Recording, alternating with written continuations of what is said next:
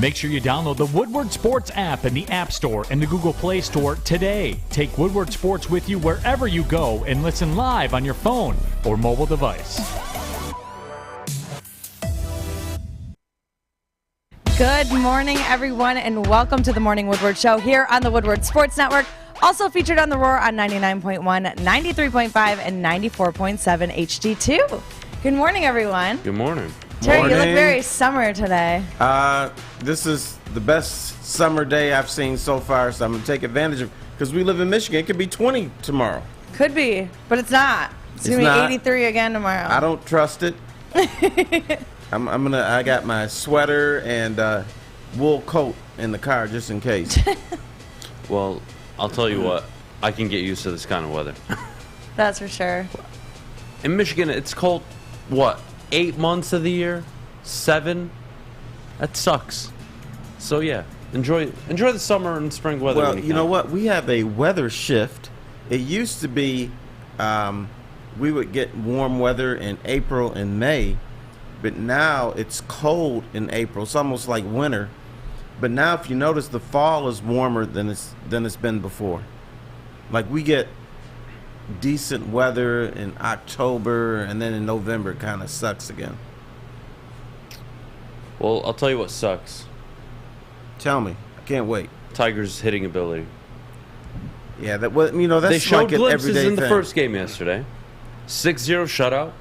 Tarek Skubal, again, very good. Finally got run support.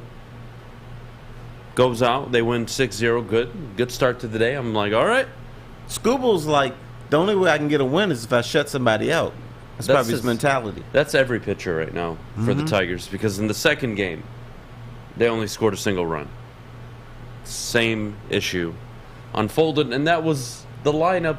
That was the actual lineup. That was their official, legit, day in and day out starting lineup. Torkelson was in the lineup. He wasn't in the first game, and he had he's struggling. Everybody's struggling. And Terry, I recommend it. AJ Hinch, take a baseball bat and show players how to make contact, even if it involves. You know what, brother? You are on a time clock with AJ Hinch. All right. Now, if the Tigers don't show that they're serious about winning, he can walk. I think he'll walk after this year. He's like, enough of this. Because he is, despite the scandal, he will become a hot commodity again. And I'm sure AJ Hinch was, even though he seems to be a nice guy and he's saying all the right things, he'll say, why am I wasting my time here? I can go somewhere and be with a more competitive team. And last week when he's in Houston, he was just talking about how he missed Houston and that's home. His family still lives there. It's a great spot. He misses his coffee shop and his Home Depot, everything.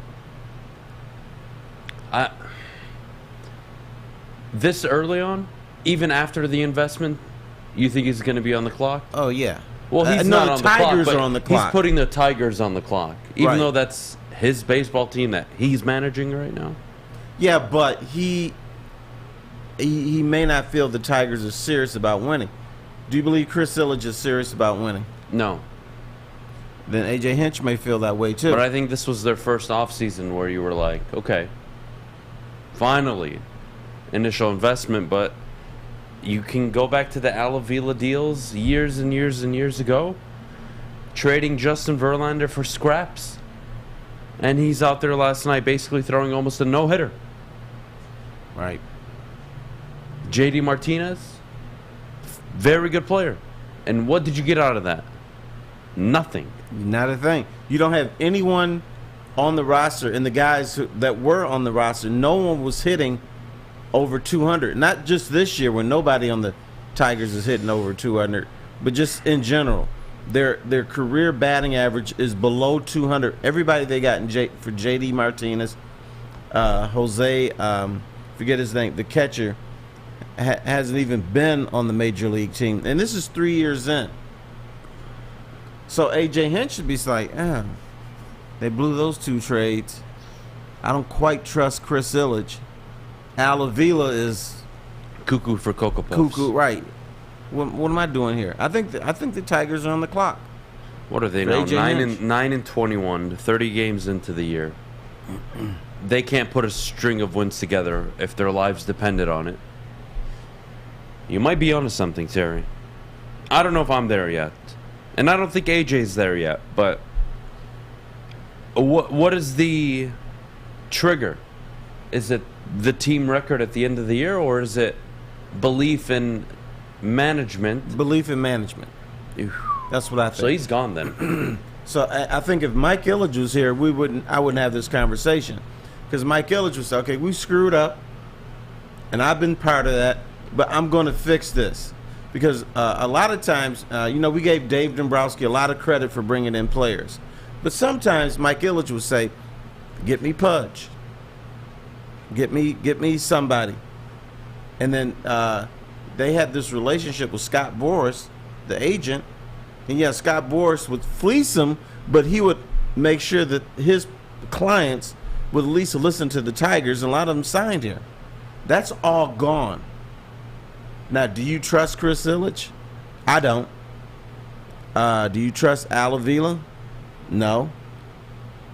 Wow, Terry, you know what, man? You're onto something. I didn't mean to scare you this morning. But I did. What I'd say is,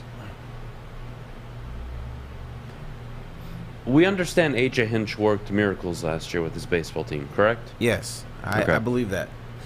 So he already went into the off season with a little, I wouldn't say swagger, but hey, look what I can do. Right. I'm a bad man. Get me pieces. And those pieces ended up being Eduardo Rodriguez and Javi Baez, and they traded for Austin Meadows. Right. And they have an old Miguel Cabrera, Jonathan Scope, who had a good season last year and is whatever this year. You're relying on two rookie bats, essentially, Riley Green, who has not played yet, and Spencer Torkelson. Right. 2 of your 9 batters are rookies. And then you're relying on a catcher who's not known for hitting, a shortstop that is often hurt and very streaky. And when he's hot, boy, is he hot. But yes, at least for one day, there was no need to throw Javi Baez a strike. I mean, he was leaning way out.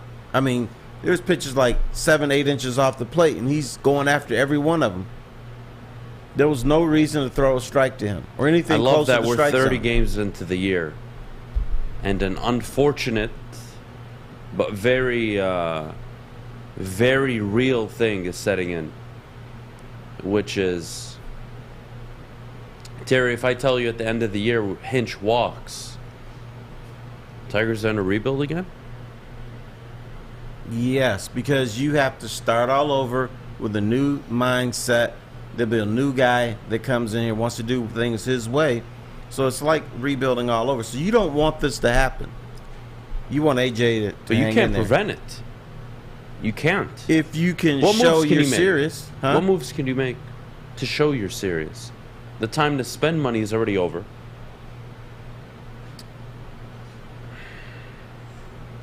Does Hinch give them another offseason to make moves and spend big? Sure. But I don't think Hinch is walking into next season. Can't believe we're already talking about next year. That's how bad the Tigers are. I don't think he walks into the following season with a roster similar to this, where Miguel Cabrera, love you, Mickey, is batting 4th, 5th in the lineup. It's unacceptable, in my opinion. Right. A 37-year-old Miggy? 38-year-old Mickey? Right. He should be batting 6th or 7th, but you can't bat him that low because the other guys are so bad. Suck. Yeah, this is bad. Get ready, Detroit. This is not going to be fun. Optimistic about the Tigers. I was definitely one of them, Terry. And a lot of that rested on AJ Hinch. He's not there next year. Who? What manager is going to be available? Now you can bring up Lloyd McClendon from Toledo. And then you're going to have to actually... See, this is the funny thing. Is AJ Hinch coming in allowed individuals like myself to say, I don't have to worry about Al Avila's stupidity because this guy can compensate for it.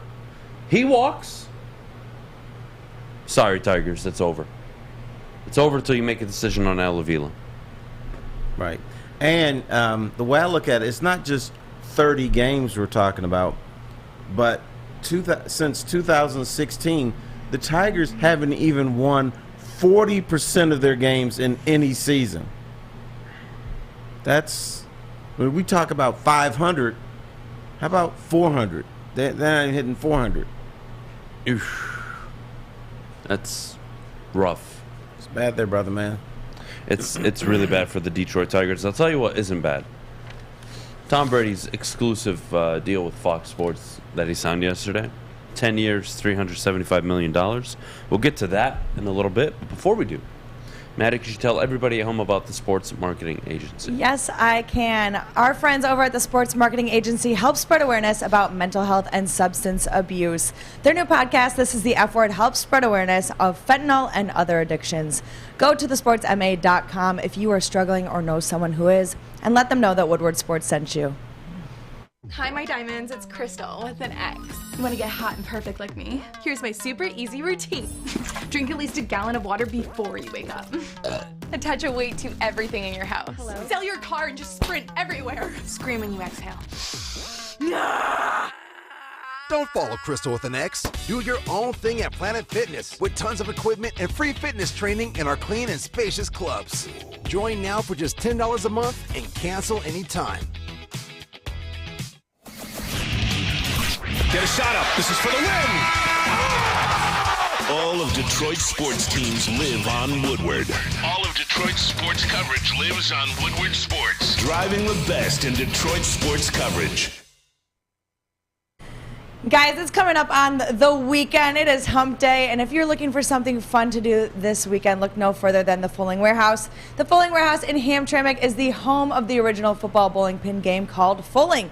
They've got two ways to play it, $12 unlimited open play, or you can reserve a private lane for just $120. Go check it out at thefullingwarehouse.com. All right, we're back on the morning show. Terry, Bob Lanier passed away last night, age, what, 73? 73. 73, eight-time All-Star, Right. Hall of Famer. Right. I want to send a message to all the little Piston fans we have here, because there's guys they've never seen play, and they always ask me this question: could he really play? So my answer to that is yes. Bob Lanier had a hook shot, but because he didn't play in LA and his name wasn't Kareem, we didn't have a cute little name called the Sky Hook. Yeah, he was a great low post guy. He was the old school back to the bucket type of guy. The thing that held him back is he had so many knee problems that he wasn't explosive. He was a stable, pretty much down to the ground guy that developed a great shot. He could rebound. And those Pistons back then, none of them played defense. So I wouldn't call him a great defender, but he could rebound and he could score. And once he dug you in low, you were done. And he could fight too. That was the thing, huh? Oh yeah. I remember back then, even this was before Michael Jordan. One of the most hated teams to come into Cobo then was the Chicago Bulls. And there was a center named Dennis Autry, and Dennis Autry always tried to agitate, and Bob Lanier square up on him, bust his ass. So that was fun. So he could score, rebound, and fight. Yeah, Bob Lanier walked into the league basically after his rookie year. He was 24 and 13 a night for about a good 7-year period. Right. And then the Pistons traded him to Milwaukee. Yeah, Milwaukee. He wanted out. That seems to be the scenario here in Detroit. You know, sometimes guys just want out. And but, you know, to show how bad the Pistons were, they had two Hall of Fame players at the same time, Bob Lanier and Dave Bing, and they couldn't win. The rest of the players, they had like George Trapp, and, you know, they just weren't good. John Mengelt, you know, it just wasn't a good team. They had two players. a point guard, and a center, and that was pretty much it. Well, it was 1980. It was the year after they traded him that they drafted Isaiah Thomas, right? Yeah. 1980, they traded Lanier. Sucked. Isaiah Thomas fell in their lap. Right. Right. That actually changed their franchise, by the way. It did. And once again, we talk about teams not having the number one pick. Pistons probably would have picked Mark Aguirre because he was the guy coming out of college at DePaul. So, but Isaiah Thomas changed things, and I always say this, that the Pistons back then, all they cared about was winning some games, trying to get as many people at Cobo as they could, and that would be like 7,000 to 8,000. They didn't have that championship mentality. Isaiah Thomas brought that to them. But that was one of the reasons Bob Lanier wanted out here. I think he could see that the Pistons weren't a championship team, didn't have the front office for that, didn't have the management for that at the time. He said, instead of staying here and trying to fight it and do something, he said, nah, just get me out of here. So he went chasing championships in Milwaukee, of all places, and that didn't happen either. So that was Bob Lanier, but still a great player. And for the young guys around here, yes, he could play. He was not, you know what, I don't know if he would work out in today's NBA because he'd be too much like Andre Drummond. And Andre Drummond is not a guy that really fits a team today because he's just too old school.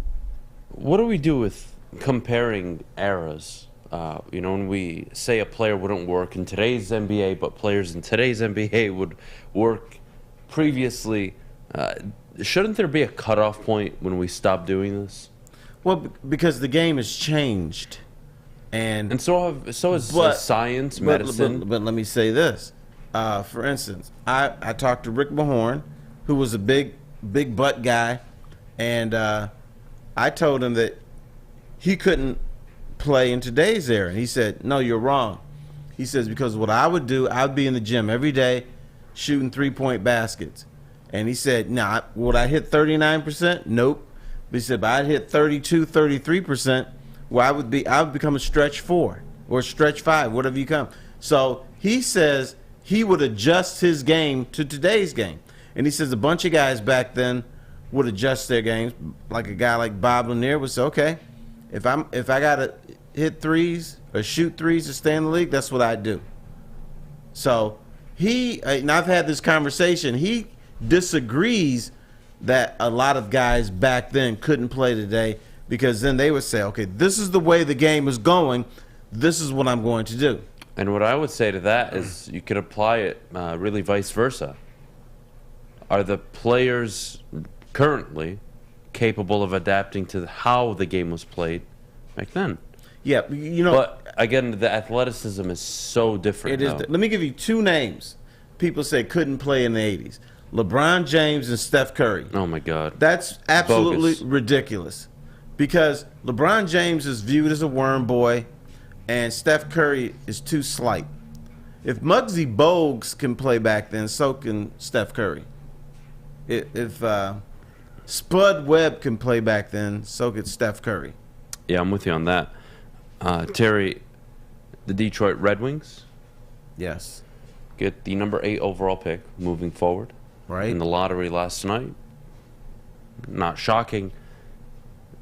Moving forward with this basketball team. Or hockey team. Or, excuse me, hockey team. Or just on basketball. Moving forward with the Red Wings, they're going to get a player at number 8. And you probably won't see that player for 2 years. Yeah. He probably playing Sweden. What do the Red Wings need to be doing this offseason to want to attract a coach, which we'll get to in about, 8 minutes? And 2, have a legitimate roster that can actually, contend and get to the playoffs. Right. I know Steve Eisman keeps saying this one word, patience, patience. He wants to do things the slow way, but the right way. But I think at this point that it's a pretty good hockey team. It's a pretty good hockey team that should at least compete for a playoff spot. That's why they got rid of Blashill.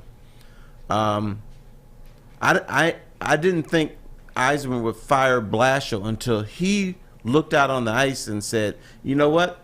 This is a playoff team that's underachieving. So what he's got to do, I think, at this point, Steve Eisman's going to have to bring in a couple vets for free agency if he can do it, and supplement this roster with guys who are physical and can score a little bit, and that the younger guys can look up to them and say, oh, this is the way it's done. This is how you become a professional in the National Hockey League. But it's something I think he doesn't want to do yet. He wants to build it up all with young guys and have them all develop and be patient. But at some point, you gotta demonstrate to this city that you're about winning again. Even Steve Eisman, who's won in Tampa, even the Red Wings, who've won here. We don't view the Wings the same way as we do the Lions, but at some point, you got to show Hockey Town that we're serious about this. Whatever he does, he needs to make moves that make this a legit This is a playoff team next year, in my opinion. Right.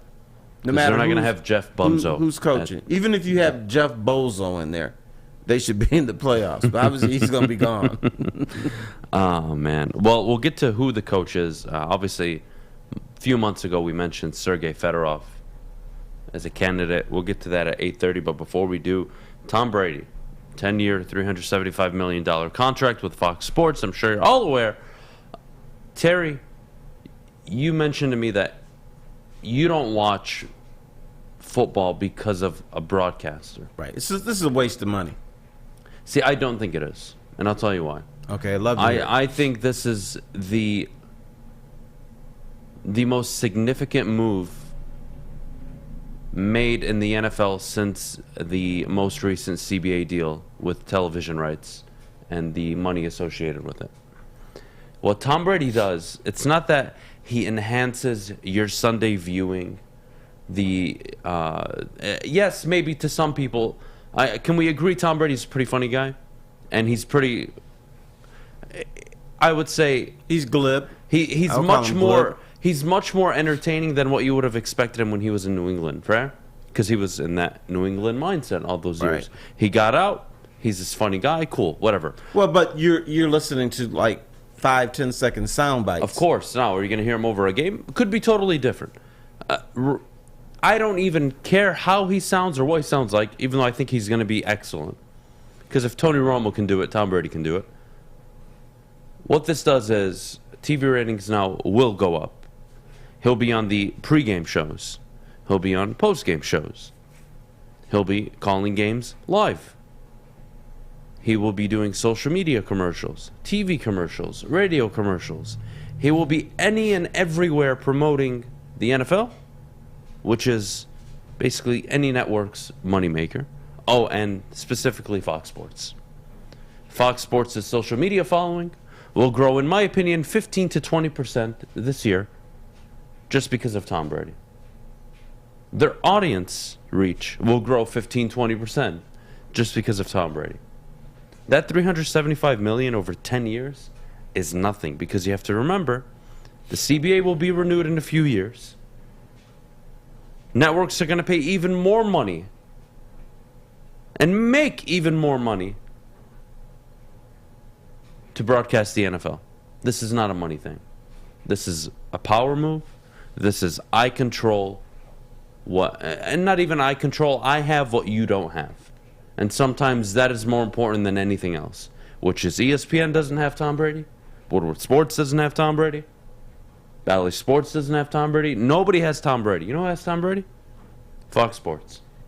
And when they broadcast Sundays for the NFL, you're no longer going to be on Good Morning America watching football. You're not going to be on ESPN looking at NFL Live. What's it like with Tom Brady? Let me go listen to what Tom Brady says. They don't care about Fox Sports, but they're there and they're listening on Fox Sports. Okay, I am different. I don't care what Tom Brady says. I don't watch games because of who the broadcaster is, ever. Is the game compelling, yes or no? If it is, I'm watching. If it's not, I'm probably skipping it. But I think you're underselling the production value. I might be. I just don't think it's going to be this. The NFL is going to be up 10, 15%. The NFL isn't, but Fox Sports is. Well, Fox Sports will be up because of Tom Brady. Well, Fox Sports will be, and that's the move. The NFL is not impacted by this. He better be good, because if he's not, then you might go down 10, 15%. No chance. One, if he's bad. If Eli Manning and Peyton Manning can sit there for 2 hours on ESPN2 and talk about football and BS and get away with it, Tom Brady, who is the ultimate prepare and execute guy. Again, I don't even want to. He can be a total bust. Peyton Manning is funnier than Tom Brady. I think that's a good argument to have. I think Tom Brady's actually more funny than people even believe him to be. I think he's just weird. He has those dad jokes that, whatever. Beyond the point. The NFL benefits from Tom Brady if he's a success like Tony Romo was. Fox Sports already won. We're talking about them. They're all over social media. Their social media following will go up. The second Tom Brady steps into the broadcast booth, that singular day will be the most viewed NFL pregame, postgame, whatever it is, in Fox Sports history and probably in TV history. That day, I can guarantee it. And that day, Fox Sports will be billing much more than they typically do. And they will do that moving forward, because now they'll pay more for the NFL rights once the new CBA is over. And then they're going to bill more to their clients, which means Tom Brady's $375 million isn't going to mean anything in 5 years. It's a lot right now. He's still playing. Dude's making more than he made in the league. No, it is. That's insane. Pretty crazy. It's insane. Right, and that's the right why move. You know, when they make a list of who are the most powerful people in sports, it's very rarely the top players. It's very rarely someone in management. It's the TV executives. They're the ones making the decisions. They're the ones who are the most powerful people in sports. I hear what you're saying, and maybe I'm just going just by my actions. Tom Brady does not move the radar for me or move the needle for me. And he probably does for a lot of other people. Can I put it this way? Yes. As an adult NFL fan, my eyes are glued on Sunday no matter what. Sundays are religion for me during football season. Okay. That's it. I'm watching football. I don't care who. I'm with you on that aspect. But I'm not naive enough to not think that there's 30, 40, 50% of the country that do watch football, that do care about stuff like this. Hell, it could be even more. The NFL's got me. I'm a junkie. I'm in a fantasy league. I'm betting on games every Sunday. I'm watching Sunday, Monday, Thursday. Sunday, Monday, Thursday, Saturday during the end of the season. If they made football 7 days a week, I'd watch every single day. Hell, they could have the Jacksonville Jaguars playing the Woodward Sports Network, and Fish could die, and I would still watch it. Sorry, Fish. Well, I'm probably going to die anyway, so prepared You also for weirdly it. like that stuff. So. Well, I would die. I would watch because Fish did die. Well, I'll tell you what. I want to see that. I, unfortunately, look like a goddamn grizzly bear this morning, and I will be going to Lady Jane's literally right after the show to get my beard trimmed and my haircut done correctly by one of their amazing stylists. And I think all of you should, too. You don't want to look like this. Believe me, I feel bad for you.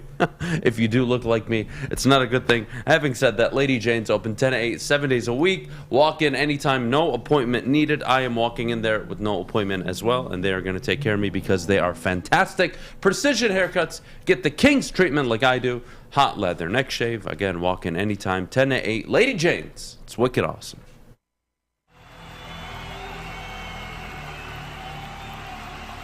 He's going deep, right side. Oh, that is Edwards out there. He goes up in the air at the goal line. Hey, it's Brandon Edwards here, wanting to welcome the sports marketing agency to Woodward Sports Network, to the family. Glad to have you guys. For the last decade, the sports marketing agency has literally leveraged athletes around issues such as mental health and substance abuse. Glad that we can finally start trying to get the stigma off of mental health that's been there for all these years. You don't have to go to the beach, man. You don't have to get your butt crack full of sand. You just need a little chili peppers, man, to get that glowing beach chili peppers tan. Woo! With 26 locations in the Metro Detroit area and more coming, Chili Peppers Tanning is where you'll find the cleanest salons in the D. Join the Pepper Club for the best deals on unlimited tanning. Head to chilipepperstanning.com. You just need a little chili peppers, man. We are the network for Detroit by Detroiters. Welcome to the Woodward Sports Network.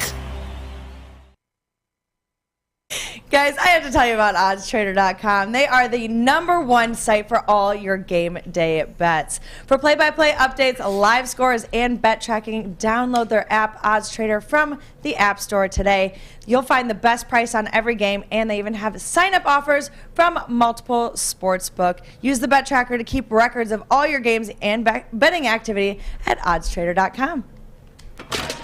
All right, we're back here on the Morning Woodward Show. What is it, Wednesday, May 11th? And what do we call?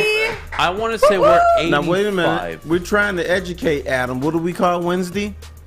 Hump Day. Hump Day. Yes. There you go. He's learning. Come on. Round of applause. I know. I'm getting good at this. I'm training you so and tomorrow is Friday Eve. Yes. Right? See? Yes, it is. I'm so proud. I'm on my shit. I'm like a proud mom this is like morning. Training one of those little seals. he's good. Now if we could get him to juggle a ball on his nose, that would be great. I could not juggle for the life of me, but I saw a homeless guy juggling yesterday in Detroit. He did great. Good. Well, you know why? He's trying to make money. Okay. You know, the first warm day I had to hit the rooftop, so. Yeah, that doesn't surprise me. How do you not? Terry, I brought up Sergei Fedorov a long time ago. Yes, as you a did. Possible candidate for the Detroit Red Wings. I don't want to sit here and tell you I have a clear direction on who they're going with. I think he's someone you have to consider. Igor Larionov obviously just took a job recently overseas, so he's out of the equation. I think Sergei's more of a wishful thinking hire at this point, but Ilitch is gonna have to pay up because you weren't paying Blashill a damn thing. No, and if you want to go get one of him these by the hour, and if you want to go get one of these, I would say good to very good coaches that are available out there, you're going to have to fork up 5-10x what you were paying Blashill. Right. So that's phase one. And then phase two of the issue is which good to very good, or are you fortunate enough to get your hands on an elite head coach? That's the question for Steve Yzerman this offseason. Now here's a question for you. Okay. I know you like Sergei Fedorov. Would it scare you to want Sergei Fedorov as a coach, knowing him and Yzerman didn't really get along when they were players? There was always that rift and that unspoken word that, there's a division there. Yeah, because as a player, Sergei was a bit cavalier. Mm-hmm. He was a nomad. He played both ways, but it was very individual-centric, and obviously Steve was all about the team. I think you need that. I think it's very important that the two most important people in your organization, it's not that they disagree, it's they see things differently, and that allows two different perspectives to come to the table when they meet. And with Scotty Bowman, if we want to go back to the Scotty Bowman days, yes, he had a different pull. Obviously, he was the greatest coach in NHL history, but You want that guy, the guy that can be combative, not only with management, but with the players, and demand excellence. And if that's what I'm getting from Sergey as a coach, I would say sign me up. If I'm not getting what Steve Yzerman was as a player from Sergey as a coach, I would be cautious. Yes, I would be concerned. Right. Now, you brought up Scotty Bowman. Now, Scotty Bowman, the only reason he could get away with stuff, he had all those rings. Yep. Nobody really liked him. They tolerated him. But every time it's like you would bitch about Scotty, then somebody else would say, well, he's got the rings, so we should probably listen to what he's saying. We should shut the hell up and listen to the guy who knows what he's doing. If this was Scotty Smith, we'd be like, get the hell out of here. I ain't talking to you. But Scotty Bowman, so there's a different dynamic to that. Yeah, look, I mean, he did coach CSKA Moscow, I believe. For 1 year. This is his first year. They won. They won? They won the Russian Hockey League championship. In 7 games. So,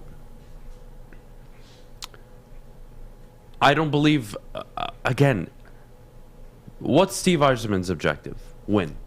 Correct. And if you tell me bringing in Sergey Fedorov equals winning, Steve will do it, in my opinion. If you're telling me that he's concerned because of a possible rift or disagreements, as somebody that's dealt with a lot of people that just don't agree with me, you get over it. You just tell them, and you just have to sit down and have a conversation with these type of people and say, listen, do we have the same goal? Great. Do we agree on how we get there? No, but we're going to work through it. You don't have to agree with me on everything I say. And actually, I don't want people around me, nor should Steve, nor should Sergey, whoever the coach is, want yes people all around them, because you become tunnel visioned. So yeah, I'm open to the interesting dynamic that could be Steve and Sergey Fedorov. Yeah, something has happened in the dichotomy of this whole thing. A few weeks ago, before Blashill was fired, the beat writers had a list of possible replacements, and Sergey Fedorov was on that list. I've noticed recently they have come out with the same list, and Sergey Fedorov is not on that list. So I don't know what that means. I don't know if they talk further with people within the organization, or if they know something that maybe Sergey wouldn't be interested, or Steve is definitely not interested in him. But something has happened over the last 3 weeks. What I would say is I'm looking personally, although I like mean you're wrong. Well, I don't care about that. I think Steve is looking for a coach he believes can get them to a conference final. Forget the Stanley Cup. I'm talking a 3-5 year window. Are you competing enough to get to that place? That's the guy he's looking for. I don't think he's looking for let me give this guy a chance. Let's roll the dice with this guy. I think it's go time for Steve. I think the Red Wings are capable of at least being a 7 or 8 seed next year. And depending on how the youngsters develop and how they develop behind the in the net, those two things I think will determine how successful they are 2-3 years from now. Yeah, I think what Sergey Fedorov would provide is the type of hockey that a guy like Don Cherry doesn't like. They'd be a little bit more free-flowing. They would, instead of dumping the puck in like they used to, I think he would bring more of that Russian 5 sentiment where we're going to skate the puck in. We're going to use all 5 people on a blitz or whatever you want to call it. So it's going to be different. Will that style win in the NHL? It has before. So, but you need it in moments. Again, I think it's all balance. You can be the most entertaining hockey team, the team that scores the most goals, and okay, what does that mean? Are you able to kill get on the penalty kill and actually be very successful at it? Are you able to not allow a ton of goals on 5-on-5 hockey? Like there's more to just scoring goals, but I agree. I think they need something different. I don't think you're going to win trying to play like the LA Kings are right now, or even the Tampa Bay Lightning. I think you look at teams like, hell, even though the Kings are up 3-2 on the Oilers, but that's a whole different conversation. You look at the Hurricanes. That's a team that blitzes you. Yeah. And they are fast. Fast is what I see when I watch the Carolina Hurricanes play. How about Fast and Furious? Fast and I would say skilled. They are unbelievably talented. It's a movie that I'm not a big fan of, but Fast and Furious. Okay, well, I'm with you. I don't like the series. Family. Yeah, you know what? I don't know how you guys feel about that whole series. I would say after the third one, I got annoyed. I think the fourth was good, and then I think Paul Walker died. I don't know. After Paul Walker died, I haven't watched a single one. But you can only make the same movie so many times. Like, I know what's gonna happen. You're gonna get a bunch of cool cars. You're gonna shoot things. Someone's gonna get hurt.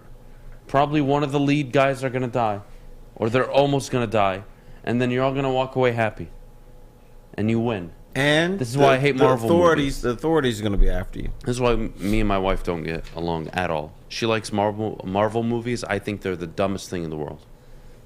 I think every single Marvel movie is stupid. What's your favorite Marvel movie? None of them. They all suck. They all suck. Fish is a Marvel guy, aren't you? Not really. See, I don't watch that stuff. I don't watch that stuff either. The wife wants to watch it, but because I'm always vetoing them, so she just backs down. She's not that into it, but she would watch it if I agreed to. But I always say, no, I don't want to watch this stuff. I'm with you. It's kind of dumb. It is dumb. You know what's gonna happen. There is like a billion superheroes though. I know what's gonna happen. All right, superhero on the verge of dying. Oh no, it's over. Jack, come back. That's a totally different movie. And then he somehow magically recovers, and they went happily ever after. What kind of movies do you like? I honestly, I'm gonna say documentaries. No. I mean, next time you and Maddie go on a date, what movie are you gonna watch? If I'm taking Maddie out, I'm taking her to watch. There are no good movies out right now. That's the problem. There are no good movies. But I'm like a, choose wisely. I'm a mob. I love mob movies. I already knew this about you. Yeah, mob movies are my thing. Godfather's the greatest thing ever. I used to. Terry, I used to watch Godfather. The night before I had a job interview when I was like in my early teens, early 20s. Okay. I used to watch The Godfather to man up a little bit before my interviews. My wife has a Godfather book, and it's this thick, and it's full of Godfather trivia, behind the scenes, photos and stuff. That's how much she's into it, because she'll walk by and she says, "Oh, that's Godfather 2," just like that. She knows which one it is. I don't know the difference. I like it, but I'm not that deep into it. But she's like, see, I'll give Marvel like one thing, right? I'll give them like a compliment. Okay. The first Iron Man was good. Okay. And then when you repeat it, it's the same. I know. Again, I know. It's whatever. I don't want to get frustrated. You don't like anything, so. Yeah, I know, Maddie. Whatever. Shut up. We gotta go to break. When we get back, we will discuss the NCAA allowing college football conferences to determine who will be in the championship game. What the hell is that? Me and Terry will discuss after, but before we do, Maddie, could you tell everybody at home about the lifestyle beverage that is Cintron? Yes, I can. Adam doesn't like a whole lot, but I'll tell you what he does like. It is Cintron, and the summer of Cintron is here. And now Cintron is available at your local Kroger. Make sure you pick some up while you're shopping, and they have a deal going on right now. 2 for just $4. That's an absolute steal. Head on over to your local Kroger. Cintron is the new energy drink for the active lifestyle. Drink it, live it with Cintron. Hi, I'm Kay Cunningham. Working with Hall Financial to purchase my first home was easier than I could have ever imagined. They treated me like family from start to finish. Find out for yourself at callhallfirst.com. New to the game or a season better? OddsTrader.com has everything you need to make the right bet ahead of kickoff. Begin your handicapping journey with OddsTrader. Improve your edge by finding the best price on every game from sportsbooks in your backyard. Take advantage of the numerous sign-up bonus offers to pad your bankroll. Dive into key game statistics, player performance, and even account for the projected game day weather. Best of all, you can use the OddsTrader bet tracker to keep a log of your action. Welcome to OddsTrader, and best of luck. Thank you to all the fans for making Woodward Sports your #1 online destination for Detroit sports. We promise not to drop the ball. It's 8:46 in the morning, and there's no better time to talk about Wing Snob. They have the freshest, juiciest, hormone-free chicken on the market, the best traditional wings in the game. Try out the signature sauces, Jamaican jerk or lemon pepper. Their wings are tossed to perfection in any sauce that you may choose. When the wings are this good, you're allowed to be a snob. Order online now at wingsnob.com. Wing Snob. We just have better wings. They absolutely do. Terry, what the hell is this? The NCAA will allow... Can of worms, brother. Can of worms. All right, explain this to me before I say something I probably shouldn't say. Right now, most of the conferences in the NCAA have 2 divisions. Division A winner, Division B winner, they play for the championship game. But, you know, for instance, in the Big Ten, they've done this for 8 years in a row. The East has won all 8 years. So in other words, you know, last year, Michigan and Iowa, you would think, okay, Big Ten championship game at least is going to be competitive. No. It was 40-3. So technically, Iowa is the second best team in the Big Ten because they finished runner-up, but we know that's not the case. So the proposal now is forget the divisions. At the end of the year, the conference would have a committee, and they would say, okay, it's going to be Ohio State and Michigan. Even though they're in the same division, and maybe Michigan finished second division, Ohio State won it. So the conference decides what 2 teams are going to play in the championship game. One, here's the can of worms. The conference is going to pick who is going to bring the highest TV ratings. So it's always going to be Michigan unless they So last year, for example, we'll go by what we believe should have happened. Okay.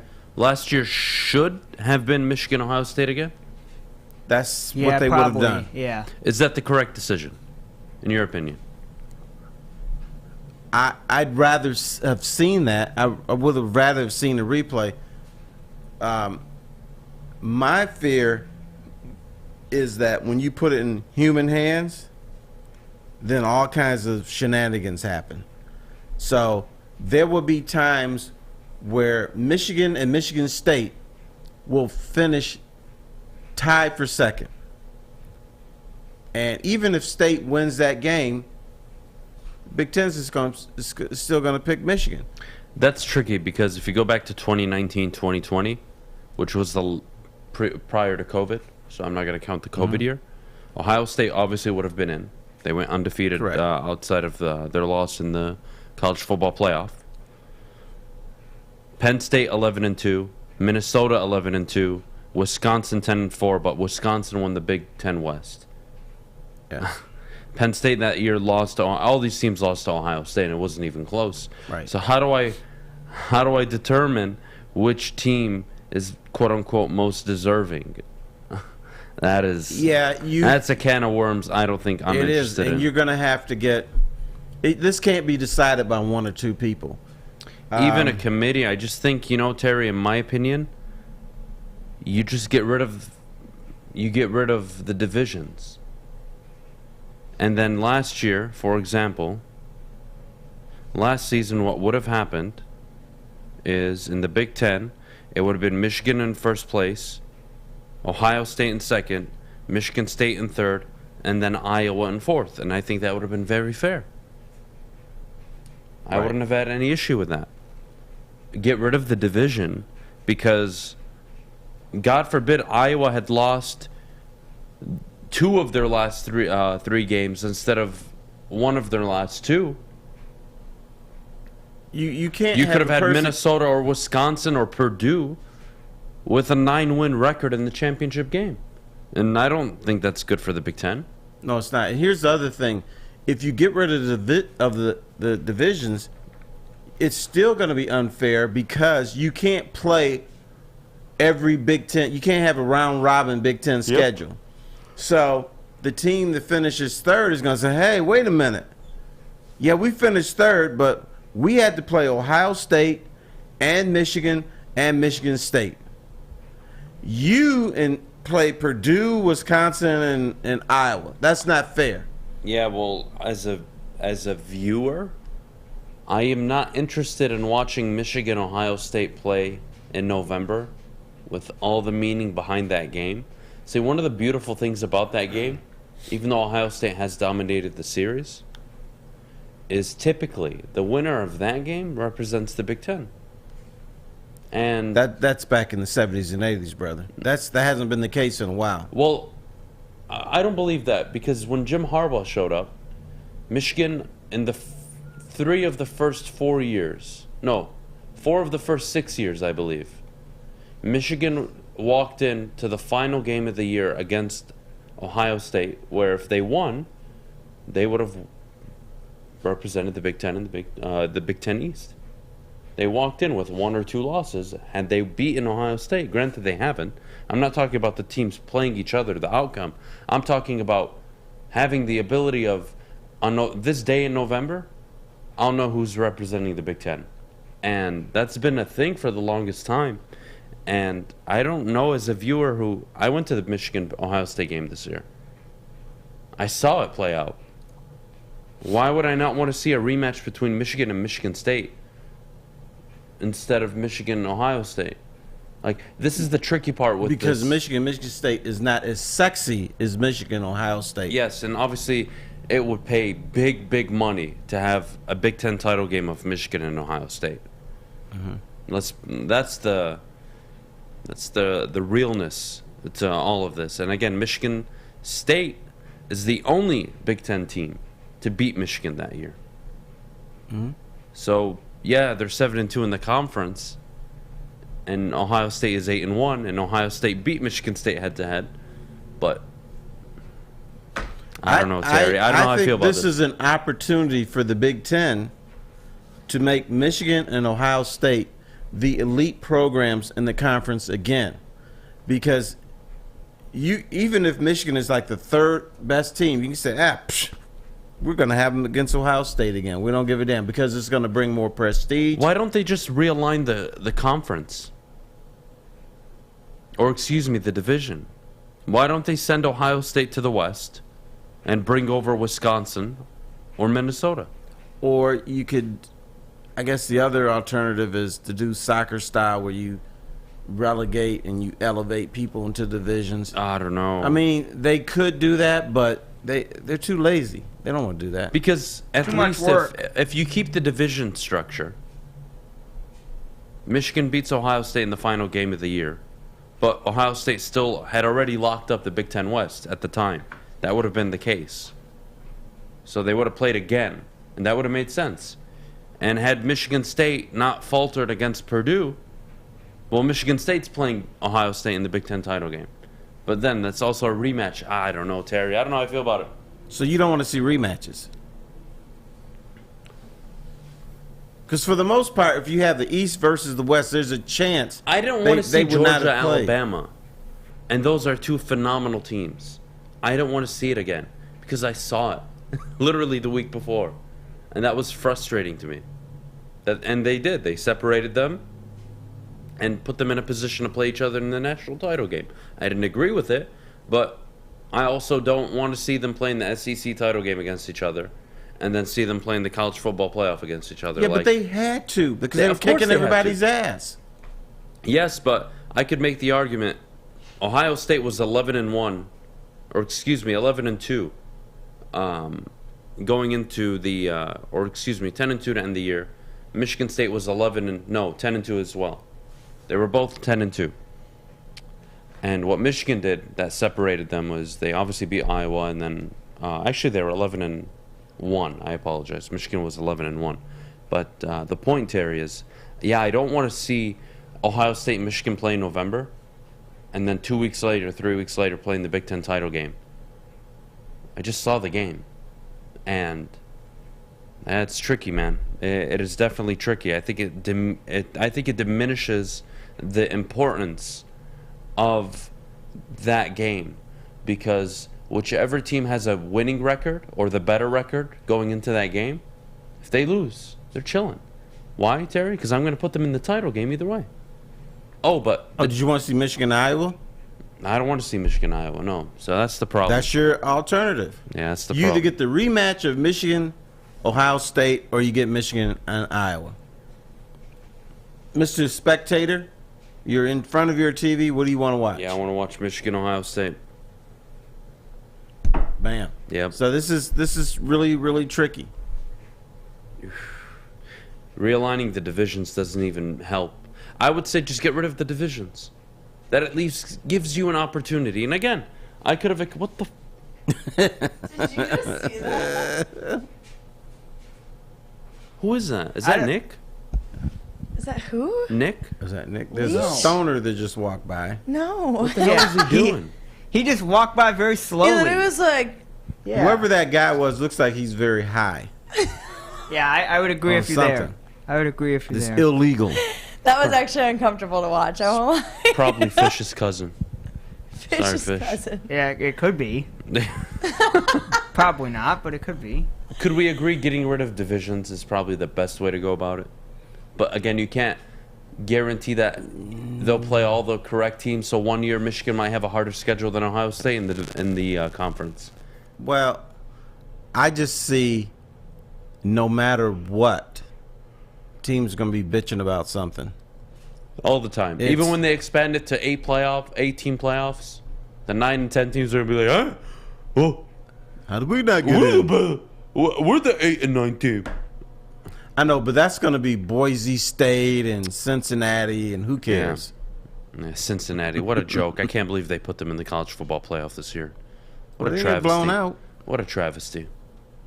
Yeah, I was going to say Michigan got blown out worse than Cincinnati did. They did, to be fair. But whatever. TCU had a higher strength of schedule than Cincinnati. I don't want to hear about them. Anyways, we are going into the top of the hour. When we get back, the Detroit Lions have the 4th easiest schedule for the upcoming season. Terry, should we temper expectations with this football team going into the year? We'll get to that. I want to tell you about my friend who's optimistic about the Lions all the time. I talked to him yesterday, and he told me, I'm going to tell you what he said the Lions, how many games the Lions should win next year. All right. I'm all for it. Shut up, Fish. I'm all for it. But I'm also all for Sticker Genius, the official sticker partner of the Woodward Sports Network. When it comes to stickers and signage, think Sticker Genius. Visit them at stickergenius.com. Of course, follow them on social media. They wrapped this entire studio, which they did a phenomenal job with. They also did it in under 24 hours. Phenomenal work, phenomenal people. Check them out at stickergenius.com. Cintron is the official energy drink of the Red Wings, proud partners of the Detroit Pistons, and exclusively served at Little Caesars Arena. If you're looking for premium ingredients, long-lasting energy, balanced hydration, essential vitamins, and great taste, Cintron is your top choice. Hi, my diamonds. It's Crystal with an X. You want to get hot and perfect like me? Here's my super easy routine. Drink at least a gallon of water before you wake up. Attach a weight to everything in your house. Sell your car and just sprint everywhere. Scream when you exhale. Don't follow Crystal with an X. Do your own thing at Planet Fitness with tons of equipment and free fitness training in our clean and spacious clubs. Join now for just $10 a month and cancel anytime. You have an opinion? Make sure it's seen and heard. Corner, jumper, tweet us, hop on the YouTube chat, slide in the DMS at Woodward Sports on all social media. Welcome back. Thanks for joining us on the Morning Woodward Show here on the Woodward Sports Network. Also featured on the Roar on 99.1, 93.5, and 94.7 HD2. Sticks and stones can break my bones, but your finger will never hurt me. Depends which finger, Maddie. He doesn't really mean it.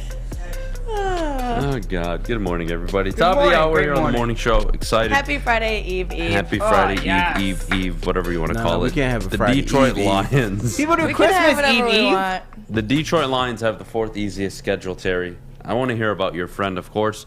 What expectations should the Lions fan base have going into the season? I ran into Optimistic Ryan, and every year, man, he just gives me some ridiculous stuff. He said, he saw the Lions had the 4th easiest schedule, and he says this team is more talented than you guys give him credit for, because he always puts Does he me in watch the our media. show? Huh? Does he watch our show? No, he talks about the media in general. He says he expects the Lions to win 9 or 10 games this year. And I'm like, dude, why do you do this every year to yourself? Because then you're going to get pissed when they don't win the 9 games. I think they should win 7. That's my expectation. 7 games. I'm with you on the 7 mark. What I would say to your drug addicted friend. He's drug addicted. Yeah, he's got to be. I think it's fair to expect that. I'll tell you why. It's not fair given the Lions' track record. Fair? Fair. I'll tell you what is fair. If Dan Campbell is a very good head coach with that schedule, with that offense, with those improvements on defense, I would be concerned if they weren't at the 7-win mark. And I think 2 extra games is doable. It is very doable. And on top of that, I would also say, I think the coaching staff showed last season they can elevate players, they can coach them up. Will they be able to do that again this year? Was it a 1-year anomaly? Who knows? But if Dan Campbell is that guy, and I'm not talking just an average coach, your Jason Garrett's, I don't know, give me an average coach in the league right now that's just middle of the pack. Hell, Mike Zimmer. Is he one of those guys that can win you some games? Jim Caldwell, win you some games. Jim Schwartz, win you some games and then suck and then win and then suck. Or is he like an elite head coach? And if he's elite, Terry, yeah, I think your buddy's onto something. I think Ryan is onto something if Dan Campbell is that guy. Is that fair? Yes, but you know who else we thought was that guy? And AJ Hinch. We thought he was that guy because last year... He has history, though, correct? He has history, but last year he elevated a sorry ball club. This year, the team is supposedly better, and he hasn't been able to do that. Now, does the emotion of a good coach only go so far? In the NFL, I think it's more important than baseball. Baseball is a player's game, and it always has been, given if you have the players, you are typically playing in the World Series. It's that simple. It's why the Tigers were so damn good for so long. Ilitch had an open checkbook. Everybody could get paid. We'd bring all the talent to Detroit. Baseball's a little different. You can go look at the Dodgers and Mets right now. The Mets sucked. I'll cough up $500 million. Boom, we're good. Look how easy that was.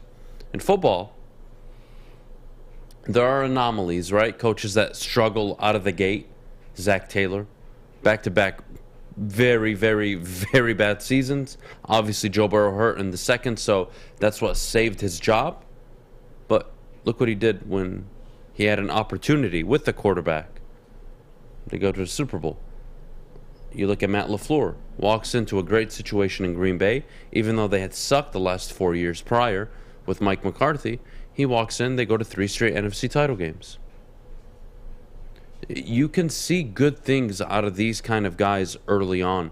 With Cliff Kingsbury, they win a ton of games early, and now they choke a lot late. That's the thing associated with Cliff Kingsbury. Sean McVay walked into the LA Rams, who had 9 consecutive losing seasons. And they have had 5 winning seasons since he's been there in 5 years. 2 Super Bowl appearances, by the way. And again, some of it, they draft well, they do all this. Yes, I understand, right? sometimes you need to be lucky, Terry. Sometimes you have to walk in at the right time to the right situation. But with Dan Campbell, I always said it was year 3, you have to contend and win the division.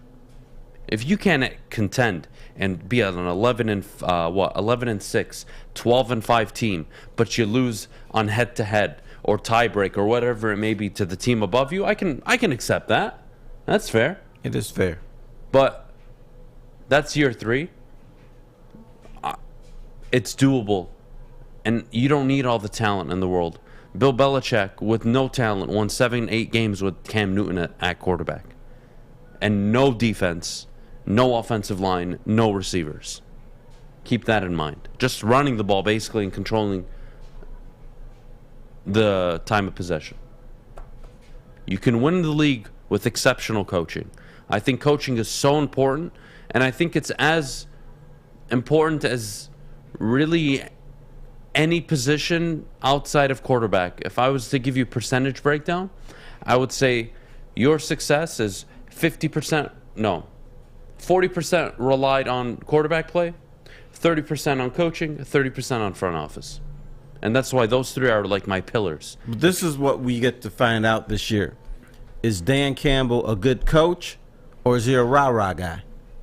Well, I think he's in a very good situation, and so is Brad Holmes. Because he can show that, hey, I'm a good coach, right? Show glimpses, but my quarterback just sucks. Jared Goff could have an awful season or a breakout year. And I wouldn't say breakout, because he's already broken out before with LA, but a recovery year. So you're getting 2 things from Jared Goff this year. Very good play or very, very awful. Both benefit your football team, by the way. The Lions are in a win-win situation this year, in my opinion, unless, again, you go 2-15, 3-14 with a healthy roster. Oof. They won't finish 3-14 this year. I don't believe they will. No way either. that's going to happen. I don't believe they will. But I'm telling you the worst case scenario where I would be like, how? What? Excuse you? Then you start asking questions. But with Dan Campbell, yeah, 7 wins I think is very achievable. And if he's that guy, Terry, I don't think it's crazy of your friend Ryan to say that they think, or he thinks they can win 9-10 games. And I'm not going to be taking calls this year right before football season from Lions fans and them telling me 9-10 wins. I'm not going to insult them. I don't think that's... He said at a minimum. See, that's interesting. I would agree with him if Dan Campbell is an elite head coach. If Dan Campbell is elite and is one of those guys, yeah, 9-10 I think is very doable. Easily. Well, that's what we need to find out. It's a lot of what ifs, though. I know, but... so I'm with you. I'm on the 7-game side of I don't trust things. This franchise to go from 3 wins to 10 wins in one season.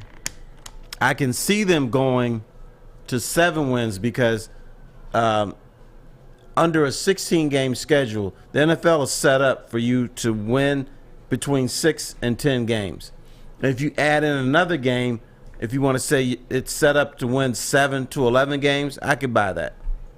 So the Lions should win.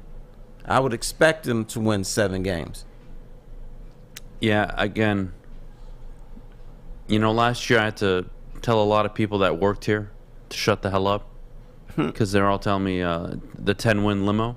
Fish, you were one of them. Yes, he sure was. And one of the people who did the 10-win limo is no longer here. Yeah, I had to fire his ass. Yep. 10 wins. Unbelievable. That's why Art got fired, do you so remember, you guys know. Do you remember what Stick said? Yeah, Stick said they would win 6 straight games. Correct. During the middle of the season at some point. But they would start the season 6-2 according to Stick's logic, and then they would finish the rest of the way 2-7. I mean, that's the Lions thing to do. I know it's a Lions thing to do. So, again... There's something wrong with Stick. I know. Take it from me. He's a cute kid, but there's something wrong with him. Terry, I like to think I'm very fair when it comes to my criticism of the Detroit Lions. Okay. All right? Maybe people don't think that, but I like to believe don't think I'm that. pretty objective. Last year I told you 3 wins. That's exactly what they got. It was looking like 0-17 at one point, but we don't need to talk about that. This year, yeah, I'm with you, Terry. I think 6-8 is very doable. I'll go in the middle. I'll meet you halfway and say 7. Okay. And it wouldn't surprise me. Let me just say that. It wouldn't surprise me if this was a 9-win football team. Let me say that. It would not surprise me at all because I believe they're going to be a pain in the ass to play against. And if Aaron Glenn can elevate the defense from 31st and 32nd in the league to 20 and 18, 20 and 21 even, I think the offense, the run game, the offensive line, the weapons they'll have at wide receiver, I don't even want to consider Hawkinson because he hasn't been elite in terms of production, but he's a threat at least. He is on the field. And when he is healthy on the field, he is a threat. And if Jared Goff can have a full season like he did down the stretch last year, yeah, you're looking at a good football team. Wouldn't surprise me. Okay. Here's what I think is going to happen. If they're going to win 9 games, Jared Goff is going to have the ball 3 times at his 20 or 25-yard line, 2 minutes and 20 seconds left or whatever, or a minute 50 left, trailing by 3 points. He's got to either guide them to a field goal and win it in overtime or score a touchdown. Is he capable of doing that 3 times? A game? A season? I'd say twice. Sure, I could buy it. 3? Then that puts us at 8. Yeah. How about that? Yeah, look, I don't think he's going to pull wins out of his, let's just be frank, wins out of his ass like Matthew Stafford did during his time in Detroit. I don't think he's that guy where in the fourth quarter he'll be able to drive you down the field when all things are grim or they look hopeless. But again, Terry, I think the way they're going to play football this year, I think the way the team is built, the way it's set up is they're going to improve in terms of run defense. I think coverage-wise in the passing game, they'll be much better. They'll be able to get to the quarterback now, which was funny because I was told, Terry, again, information that I was given. This isn't me. And the information I was given from the quote-unquote protectors of the Lions Gate and all the Lions people that know everything about the Lions and the fans, right? Those people. They told me that the Lions weren't going to take an edge rusher at 2 because they extended Charles Harris for 2 years. Did you know, Terry, at picks 2 and 46, they took an edge rusher? Yes. 2 of their first 3 picks were an edge rusher. Yes. So here. Here you go. To all of you that morning. Or this morning. Oh, you know what? There's a young man who does a show after this named Neil Rule. I love Neil. He guaranteed? Oh, blast him, What did he Perry. guarantee? He guaranteed the Lions would take a quarterback in the first or second round. He did. Guarantee. And he was all snappy. yeah. He was all, they're going to take a quarterback. Well- Watch it. You heard it here first. He was pissed because no one believed him, and then Scott Bischoff came out. Everyone's like, "Ooh, that sounds great." Yeah, Malik Willis said too. So he was angry that no one believed And him. I'm sitting here telling you it's an edge rusher for the longest time. And I told you, again, we don't need to Draft the bring up what cocaine. happened. We don't need to bring up what happened, all right? Well, all there. let me defend those people that you consider It makes stupid. sense, though, to be fair to them. They were told by a told. previous coach, "Oh, you don't have to rush the quarterback. You can lay back and play good defense, and everything will work out fine." So they kind of believed him, even though it didn't work out. It's so funny to me, though, because you had Matthew Stafford for 12 years. And Terry, you never built a front office, a head coach, or a legitimate roster outside of maybe 2 seasons. Never, ever, ever. Never, ever, ever. And now it's rushed to get the... Why? Why? Looks like you have the front office. To be determined on the head coach. I don't need Jared Goff to be excellent. I can win with average in this league. It is proven. In the NFL, you can win with average. You just can. And you know what? You know what else you have? You no longer have a Ford in charge. Yes, that's right. Sheila changed her name. I'm Sheila Hamp. Oh, goodness. But isn't she I wanna- connected She to is, Ford? but she's not. Hold the thought. I want to take a quick minute break. When we get back, I want to continue the conversation. But before we do, Maddie, could you tell everybody at home about our good friends over at Big Boy. Yes, I can. And as you know, the Strawberry Fest is back at Big Boy. They brought back some of the classic breakfast items like strawberry French toast, hotcakes, and waffles. And if you're not feeling breakfast, do not worry. Try their new strawberry bacon chicken wrap, crispy chicken wrap, nacho wrap, or strawberry salad. And don't forget, to pick up the dessert, they've got a strawberry pie for just $1.99 with a purchase of $7.99 or more. Try it out at Big Boy. Fellas, let's be honest. We like things to be easy. We like simple stuff, like sports 7 days a week. We like things uncomplicated, like Lady Jane's Haircuts for Men. Open 10 to 8, 7 days a week. Walk in anytime. Sign in, sit down, watch your favorite team play, and before you know it, your hair will be game ready. Open 10 to 8, 7 days a week. Walk in anytime. Lady Jane's Haircuts for Men. It's wicked awesome. At Wing Snob, staying humble's not our forte. We just have better wings. We're back at it again with our crispy golden brown fries and our famous boneless wings. Juicy, tender, hormone-free chicken. Your favorite signature sauces with no bone. Just when you thought Wing Snob couldn't get any better. Order online at wingsnob.com today. Wing Snob.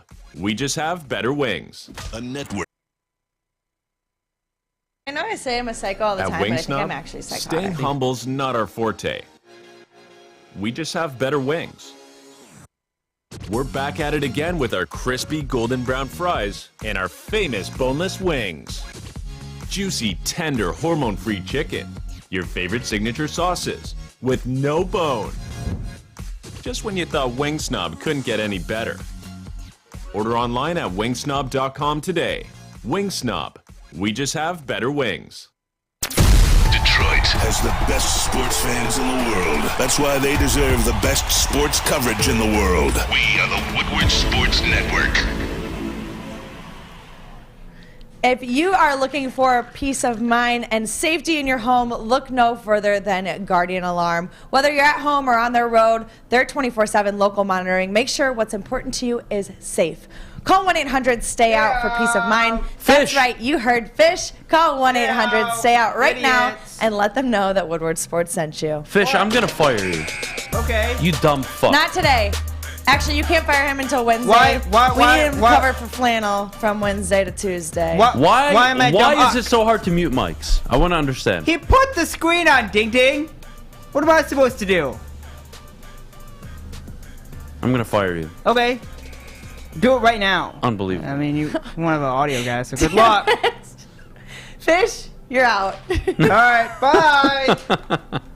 God damn it, Fish. Have a good day. All right. Let's continue. Fish, get your ass in there. Shut the hell up.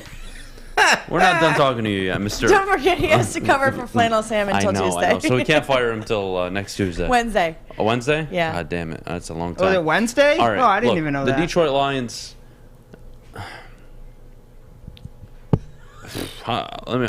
This is... I can't even fire get over... Fish in December. Yeah, I'm thinking That's when about everybody it. gets fired. We're going to fire Fish before football season. That way we don't have these issues. During football season, I say some really crazy stuff Yeah, you that do. cannot be put on a hot mic. Fish, your job is to protect me, damn it. Okay. You're doing a horrible well, job you have of it to right now. protect yourself. You just threw Maddie under the bus. You have to protect yourself. No, I don't. Yeah, you He do. doesn't have to worry about himself. It was me. Oh, God. All right, let's continue the Lions conversation. I will say, Terry, it's been a minute since, I would say since 2014, where people are going into a season, and the end of 2014, where the following season you're going in with expectations. Okay. And I don't think the expectations the fan base has this year are unrealistic. Even your friend Ryan. Now, minimum 9? That's quite the bar. Given there's a lot of unknown factors, and it's a young team. And what happens with young football players? Typically, they are inconsistent. You're not getting the same thing week in and week out. But let's say I look past it and everything goes right. Terry, again, I would say it wouldn't surprise me. Would you be surprised if they won 9-10 games? I wouldn't. I would be slightly surprised. 7, I wouldn't be surprised. 5 or 6, I would be surprised. I'd be like, what the hell's going on here? So you agree the offseason not only changes and signings, but the draft has impressed you? I also think that the mentality in that locker room has been changed. And you didn't necessarily see it in 3-13-1, but the way they think and the way they're motivated is different. And so I definitely think some things have been changed. It's time to see some of that in the win-loss record this year. It can't be, oh, man, they played a hell of a game and lost and then win 5 games at the end of the year. No, you got to – the NFL is a pass-fail league. Every team brings up games they should have won or could have won, and they always add that. But that's every year. And that's every team. And but this year, you have to show that you can actually win. Yes, you're motivated. Yes, you're stimulated. Yes, you like your coach. And yes, he's making better moves than a year ago. But now you have to win some ball games. Because if you don't, the fear is that you could regress.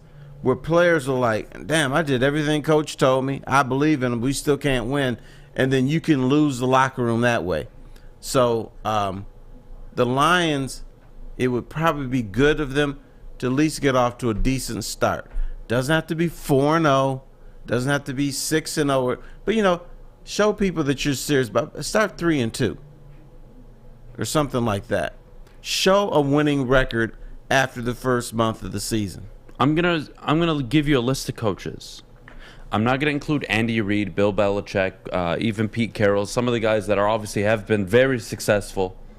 Let's just go with coaches that fit the age and experience of Dan Campbell. Okay. Well, Sean McVay's in his 6th year now, going into his 6th season as an NFL head coach. Yes. He has a my mind is going a million places. He has a 55-25 record. Obviously, they just won the Super Bowl, so he's now elevated himself. Maybe not the most fair comp. Kyle Shanahan, a losing record in the NFL up until last year, but now multiple NFC title games. Mm-hmm. You can win. Okay. Mike Vrabel, does that fit Dan Campbell maybe a little bit more? Can you see Mike Vrabel and Dan? Mike Vrabel is the guy I wanted them to bring in instead of Matt Patricia. I remember those conversations. That was a thing. That would have been one of those shoulda, coulda, wouldas. But again, I don't know how I feel about the Matt Patricia thing anymore. Like, he's such a fat, you know what? I don't even have to insult him. Just his name is an insult alone. They tried to take the next step. They completely botched it. Sean McDermott with the Bills. There's Matt LaFleur with the Packers. Kevin Stefanski with the Browns. That's it. I mean, those are the youngish coaches that are successful. Cliff Kingsbury, if you want to count him, sure. Zach Taylor, sure. But a lot of these guys still have something to prove. Yes. I think Stefanski could lose the Browns. Absolutely. That could be a failure there. It could be, but he's got the best quarterback in the division outside of Joe Burrow. But a quarterback who has a losing record. Very true, with a losing franchise, though. Correct. Right, and we saw granted, Cleveland is a losing franchise, and I'm not so confident that Amari Cooper is going to solve all their problems, but I think they'll be good. I don't think they're going to be excellent. I still think they're a few pieces away, but this should be a lesson to everybody. We've seen coaches walk into the league and just be successful right away. We've seen coaches struggle early on and then be very successful. And Dan Campbell, after a 13-1 season, could be the guy that struggles for his first year, slightly improves his second year, takes off the third year. But if there's no takeoff by the third year, Terry, Oof. Would you just be concerned, or would you? I'd be ready would to you get cut. on the air saying get rid of his ass? I'd be on there saying get rid of him. Okay. See, no, I'm not. I am very patient, but I'm not complacent. When I can identify your ceiling as a head coach, you're done. If I don't believe you can win me a division, that is so pathetic. That is so pathetic. And if in 3 years you have not competed for the division, why the hell should I give you year 4? Why? If I believe I have a roster that can do it. And on top of that, let's say you evolve. You now have a division-winning head coach, a playoff-winning head coach, may I add, that wins you a playoff game, wins you a division, contends for the division. Okay, good. Great. I absolutely love you. I believe I have a Super Bowl roster, let's say. Those aren't good enough. No, you're right. Here's what I will caution you. You see where the ceiling changes? I'm not talking about the Lions right now. I'm talking in situations where you have to understand, do people believe right now that Matt LaFleur can get the Packers to a Super Bowl? I would say no. But he's been to multiple NFC title games, but he's lost them all. Yeah, but his Hall of Fame quarterback turned into a... Of course. No, I understand. The point is, no one's getting rid of Matt LaFleur anytime soon. No. Regular season resume, playoff resume, too damn good. 5 years from now, if they haven't gotten back to an NFC title game, yeah, Tara, I'm going to probably have to move on. Well, because the other issue is that his word is getting lost. Yes. For the most part, and there's exceptions, but for the most part, you can coach a team 7 years, then they tune you out. But there are exceptions. Mike Tomlin, right? Bill Belichick, even right. Yeah. Again, I start and tell me if I am maybe not ambitious enough. Feel free to tell me. I think the most important thing every single season, if you have a good team, is to win your division. That's the goal. Number one, always. Mm-hmm. Win the division first. When you win the division, we can talk about winning playoff games. When you win playoff games, we can talk about becoming contenders. There's a step-by-step process you have to take. You don't just become Super Bowl contenders. What the Bengals did is the first time in NFL history it's been done, which is a team that's drafted a quarterback number 1 overall, was in the Super Bowl within his first 2 years. Never happens. Never happens. Happened last year. An anomaly. A single data point in the 56 years of the NFL Super Bowl era. That's what you want to rely on? I can't hate on you because my expectations are less than yours. People always say, why are you always on the Lions' ass? I said, tell you what, if they win a playoff game, I'm done. I'm fine. See, but I'm that's so not young. enough. Maybe that's the difference because I haven't watched them suck for 50 years. I've watched them suck for 20. and maybe that, maybe I still have mileage that I need to get on me before I have that mindset. But sure. Yeah, no, I think football is very simple. As a sports fan, I think it should be this simple. Contend for the division. If you're winning the division year in and year out, like as a Packers fan, do you look at the last 25 years and say, damn, only 2 Super Bowls? That's disappointing. I think they do. I think you do. Yes. But I also think it's easy to do that now because you've had all those division titles. You've had all those playoff wins. You've had all those NFC title appearances. I don't mind if you're competing and you're coming up short, Terry, of something that only 2 teams every single season can get to, which is a Super Bowl. A thing that only 1 team every year can win, which is the Super Bowl. If you have Super Bowl or bust expectations for a team that hasn't won a division in 30 years, you're building your mindset incorrectly, in my opinion. But I think here's the difference with the Green Bay. The reason you're pissed off in Green Bay because normally that NFC Championship game is in the cold. Yep. At Lambeau, you're the favorite, and you've been playing great up until then, and then you lay an egg. That's why That's the reason it's and that's very a disappointing. different story. Everybody's story is unique. It can be disappointing and amazing for different reasons. But at the end of the day, if you want to get rid of the same old Lions stigma, it's not with a playoff win. It's over a 6, 8, 10-year stretch.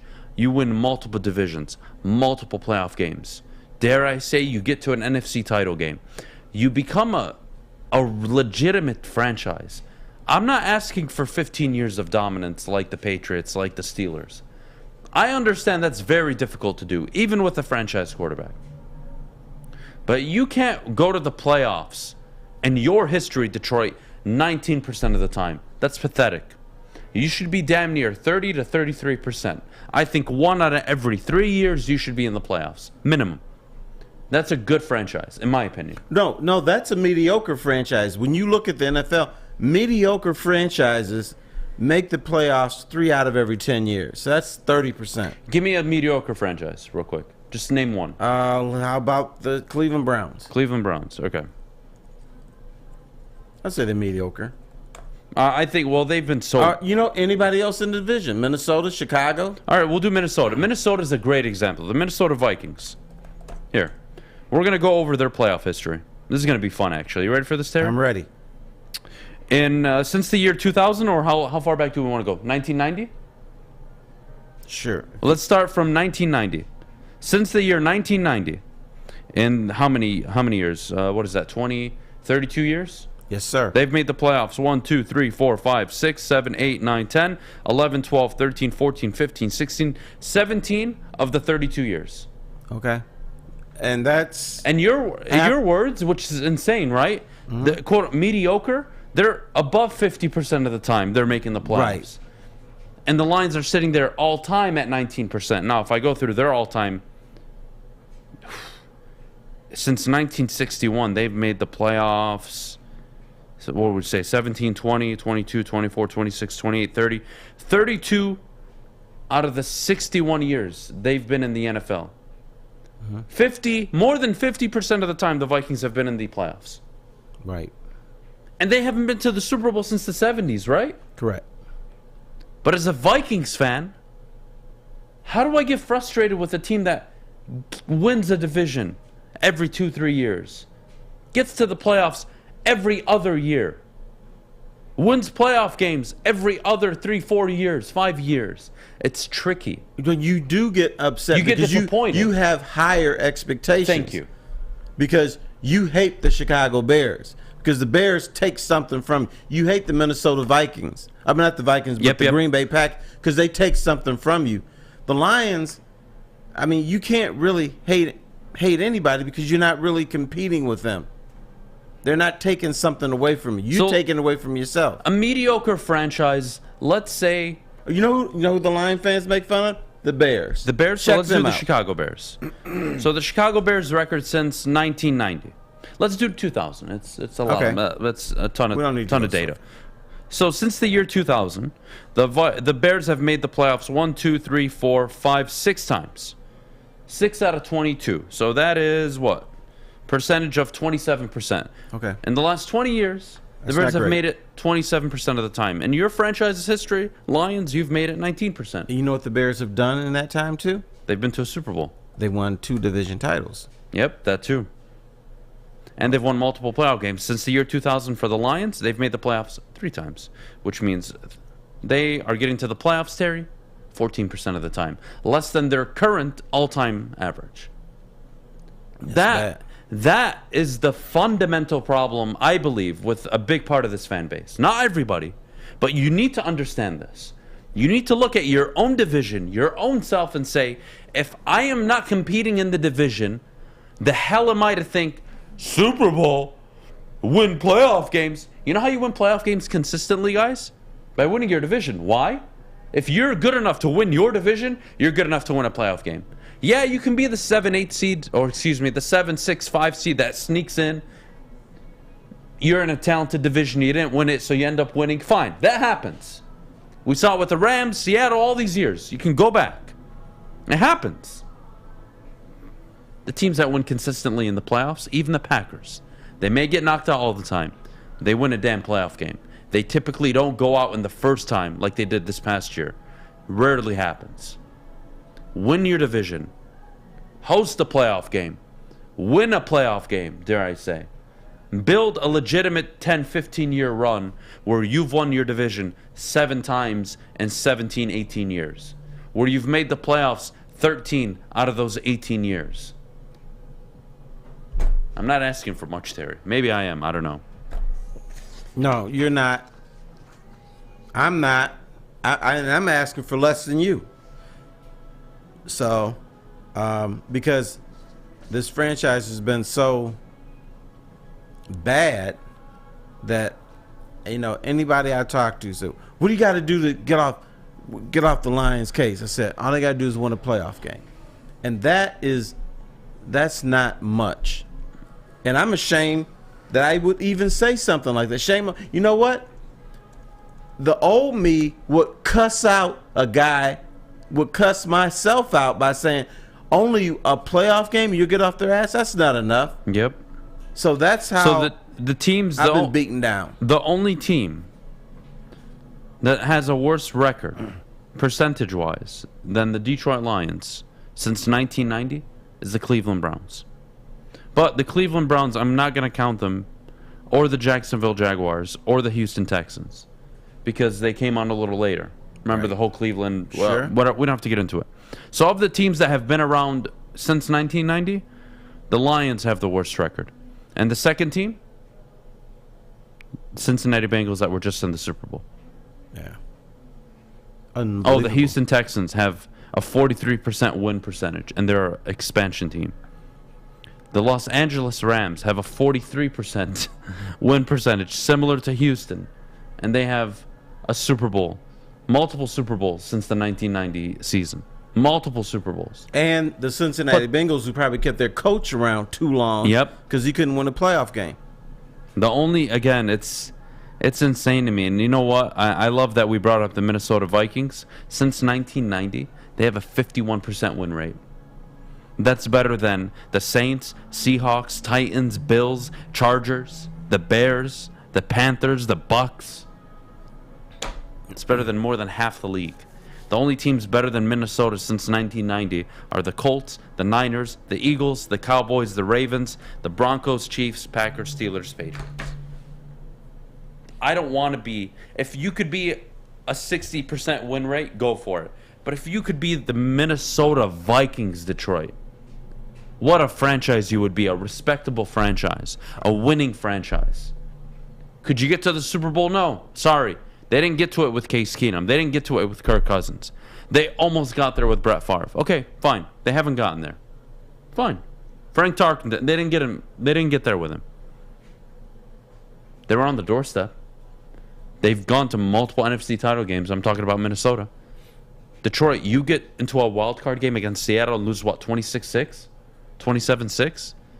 And you're proud of that. It was by 20. And you're proud of that, and you're proud of that head coach. Because you get to the playoffs 50% of the time. Losers. Don't understand a damn thing about football.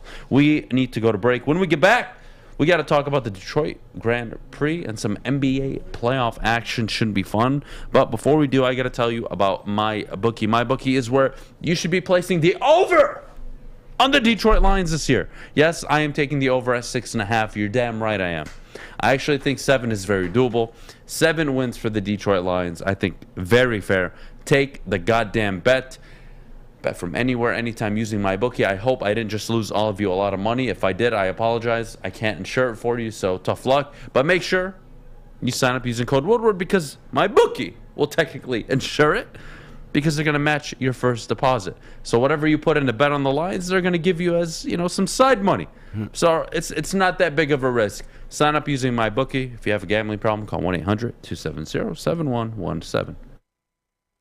It took exploring 50 different formulas and hosting countless taste tests, but we believe Gypsy Vodka is the smoothest vodka on the market. Don't believe us? Ask the owners. We're Mike and Adam Kazanowski with High Five Spirits Distillery. We're in close to about 1,200 locations throughout Michigan. We wanted to create a brand that was geared more towards freedom, love, adventure, and at the end of the day, we really wanted to tell a story that inspired other people to take risk, follow their dreams, whatever that might be. 6 dark corners, a driveway and a patio, 5 windows that could become doors. Every house has unique security challenges. Guardian Alarm has more tech, more team, and more ways to help keep them all safe. Get a professionally designed and installed security and smart home system from Guardian Alarm. Sign up today and get a free video device. Guardian Alarm. Smart, right from the start.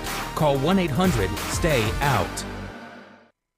Putting on a show here, and that's how you answer. We love our sports. We just wish they'd love us back. Detroit sports for Detroit sports fans. Woodward Sports. Our friends at Alto Equipment know that when it comes to getting your job completed on budget and on schedule, uptime matters. That's why Alto Equipment has partnered with the biggest names in construction. If you have a big project coming up, Alto Rents has you covered. With the most diverse rental fleet in Michigan, there's nothing your project can throw at you that Alta can't handle. Give them a call at 844-GO-TO-ALTA today. Alto Equipment, where uptime matters. Oh, man. Here we go. 9:42 in the morning here at the Woodward Sports Network. The Morning Woodward Show. Big D coming up at 11 a.m. Neil Rule. And I believe Stick filling in for D-Mac today, right? No. D-Mac and Stick. D-Mac, I'm sorry. Neil's out. Neil is out. Sorry. When Neil comes back, I do want to hit him with a baseball. He will be back on Friday. Yeah, he's out calling football in Florida. Friday, I'll be on Big D Energy then. I'm going to make a guest appearance. We are, me and Neil are going out for bourbon on Friday. Hmm? We're going out for bourbon on Friday. You want to tag along? Who is? Damn right I am. I'm in. You coming? Yeah. Whoa. Was I not invited? Oh, yes, you can come. All of you. Neil and I were going to go and have some. We could go have our Maddie own bourbon. We're drinking? Who? Where? When? Tara, do you have a spot that you're going to? Yeah. He's not going to tell us. He's not telling you, Fish. Okay. He doesn't want me to show up. I would pay you tens of thousands of dollars if you would just have a sip of alcohol. I won't drink, but... Would you at least try it? No. Why? No, he's just going to come along and annoy us. I would pay you $10,000 That's probably to true. have a sip of alcohol. We're going to go to Dick O'Dowd's. Ah, okay. Oh, yeah. Well, All right, let's I'll get back. just drink by myself, I guess. What, you Tell me can't go something there? new. Huh? We invited you. Now you don't want to go? And she likes to drink alone. That's Oh, not you're anything one of new. those. Yeah, she's one of those. No. Yeah. No, I'm not. All right. Don't tell my secrets. Terry. We got the Detroit Grand Prix coming up, don't we? We do. I never got into it. I'll tell you right now. It's not something my parents ever... actually, I did go when I was 5 years old. My parents took me. And you probably didn't know And what I was don't happening. remember a goddamn thing. I remember that I was there because of pictures. That's it. That's the only time I've ever been to the Grand Prix. Well, unfortunately, I had to get into. I was the auto writer for the Free Press and then later the News. So I covered the Grand Prix when it was Formula One. And the drivers used to piss me off all the time. They just bitch about the course all the time. They complain about Detroit. And so that was my baptism into the Grand Prix. And now the Grand Prix is going to move from Belle Isle back to downtown Detroit, which I'm happy about, sort of, because I think the people who live downtown, it's an inconvenience, but the people who live downtown, which is a lot of young people who are not from Detroit, they get to experience something that very few people get to experience. For instance, last week, people are still raving about the Grand Prix in Miami, and it's Formula One, and so now you're not going to have you don't have the Formula One drivers here, but it's still exciting. Cars are still going fast, and I don't think these drivers are going to bitch about the course as much as these guys from France and Spain and England. Australia, yeah, they're paying. Fish knows everything about Formula Indonesia. Oh yeah. Well, I'm going to bring a couple names that Fish has not heard of. Have you heard of Alain Prost? I have not. Ayrton Senna? I have not. Okay, these were old-time Formula One drivers who used to come in and just bitch about Detroit every year. And in fact, I think the guy Prost, after he won the race, He didn't come to his press conference for like an hour and a half because he was watching some World Cup match. How do you not? I know. Pissed off the local media, but he didn't care. Is it similar to the Grand Prix track now, where it's like really tight and narrow? Because that probably does piss You talking them about off. the new downtown course? No, the one at Belle Isle? No, the one at Belle Isle is more open. Oh, it is open. Okay. It's actually visually better, and it's probably a better course because the one downtown is tight. But were they in downtown? Was Formula One in downtown? Formula One was in downtown.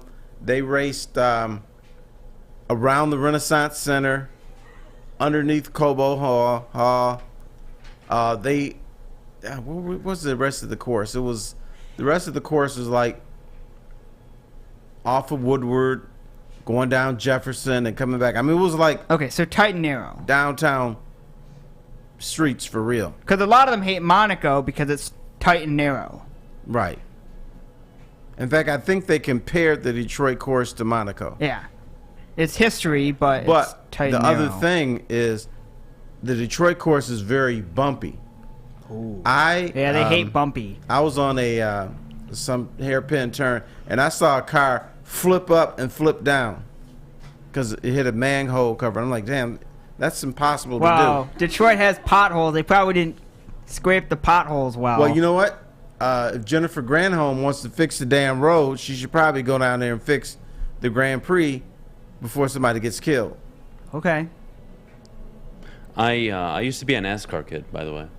Oh, really? See, I never could get into NASCAR. From like 2000, no, 1990, 2000 to like 2005. I was obsessed with NASCAR because maybe my childhood memory is completely messed up here, but when I was watching TV, Terry, and keeping up with the news, the ratings or what drove public conversation was Tiger Woods, the NFL, and NASCAR. Those were the major three in the early 2000s, from what I remember. And I used to watch, I can't believe I used to watch people drive in circles. And that was the thing. I used to play video games of it. I was obsessed with NASCAR as a kid. And like 2007, 2008, I totally gave up on it. Stopped giving a crap. Did you ever go to a race at MIS? No. So you should have done that. My brother used to run there. I think like for cross country. Oh events. yeah, they used to have the cross country meet. Yeah. The state meet was out there. Yeah, my brother was actually like pretty decent cross country runner. I don't know how the hell he did it. You can't pay me to run that much. Fun story. I was in 8th grade. My brother was a senior in high school. They invited me to come out and run with the cross country team because I was pretty athletic. You should have done it. And I go there, and they're basically running from Fortson. I'm not sure if you guys know where it is, to Hines Drive, which is about a 12-minute drive.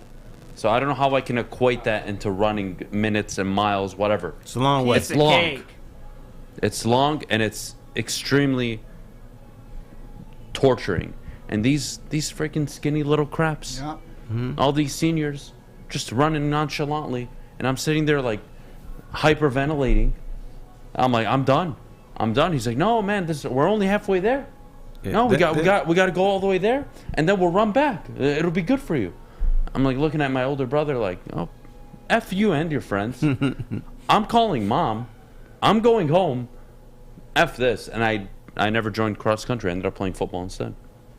Smart move. And these little guys, little skinny legs, they got little bird legs. Unbelievable. And they're running, and they're not even breathing. My parents offered to buy my brother a laptop and pay him $1,000 for him to gain weight. Wow. And he couldn't/wouldn't because how much he ran. They become obsessed. Yeah. Well, they're addicted. They're addicted to that. He used to want to run home from school instead of getting picked up. Yeah, these people are that's psychos. different.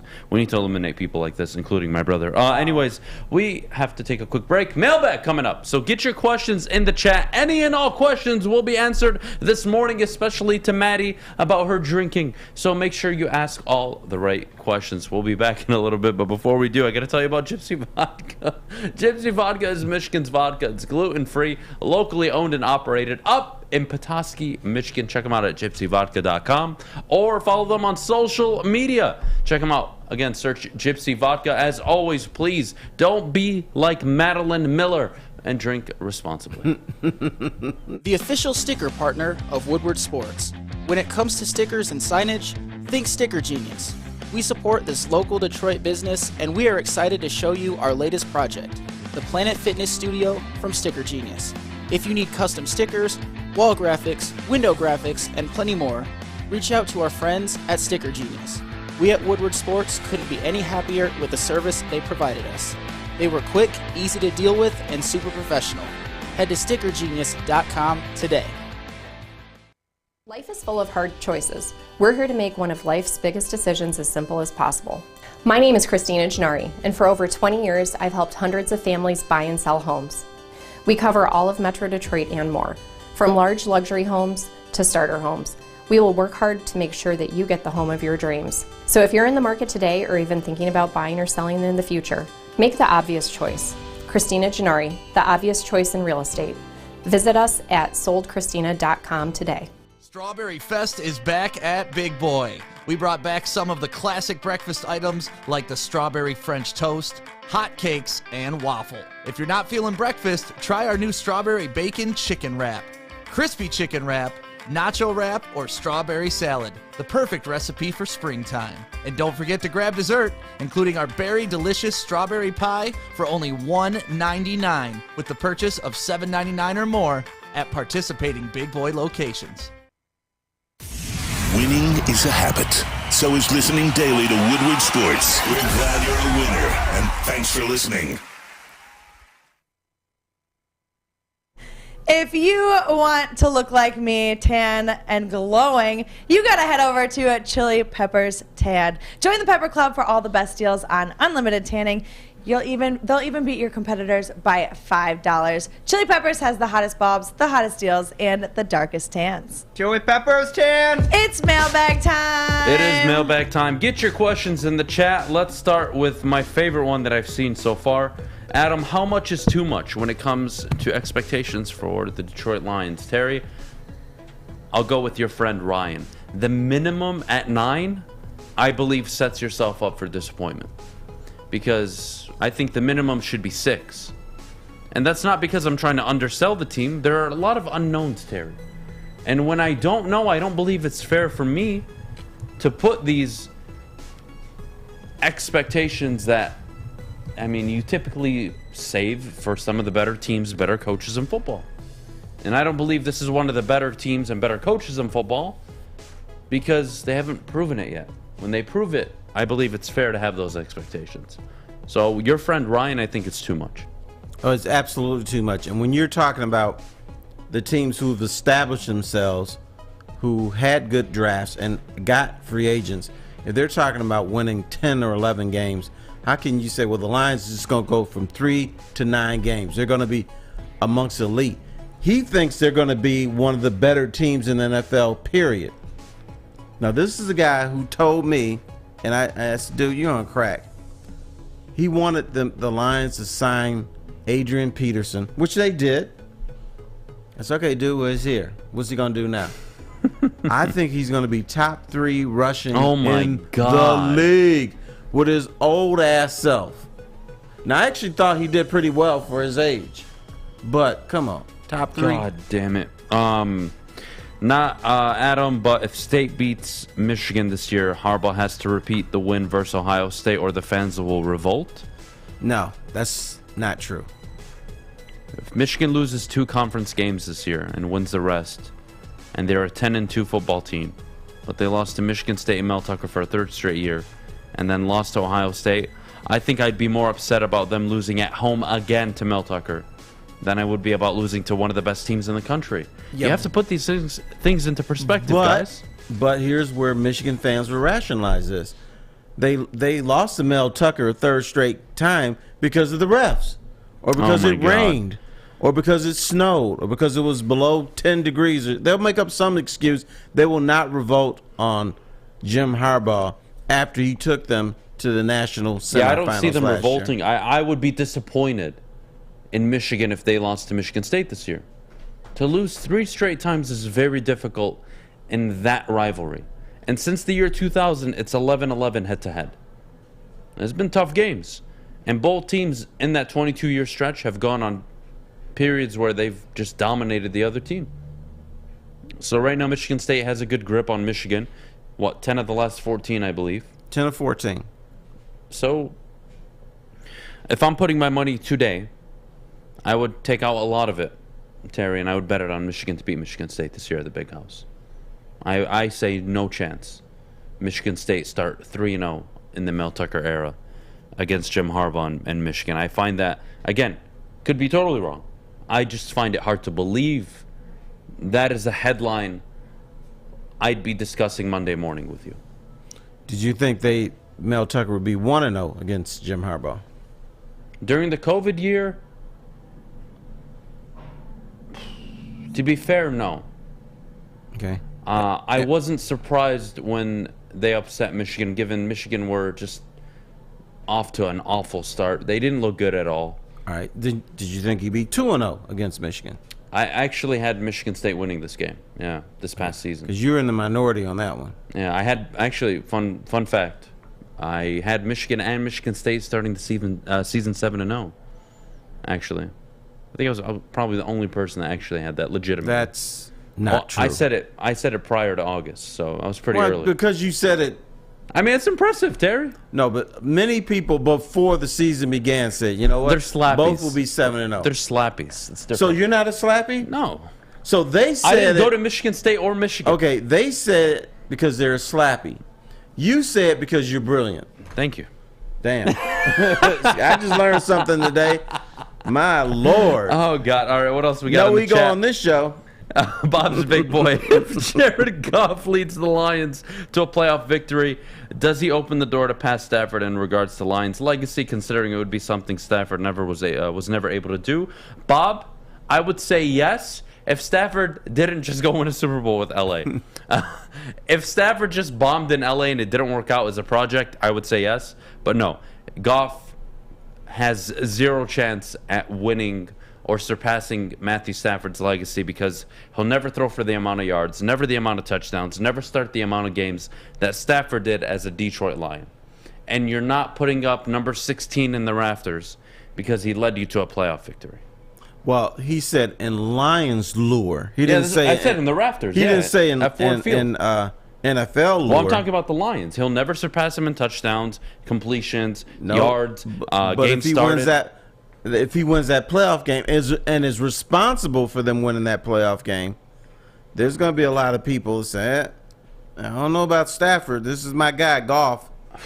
But I just don't see that happening. I think that's a very uneducated opinion from those people. It's the Lion fans. I love you, Come Terry. on, dude. I love you, man.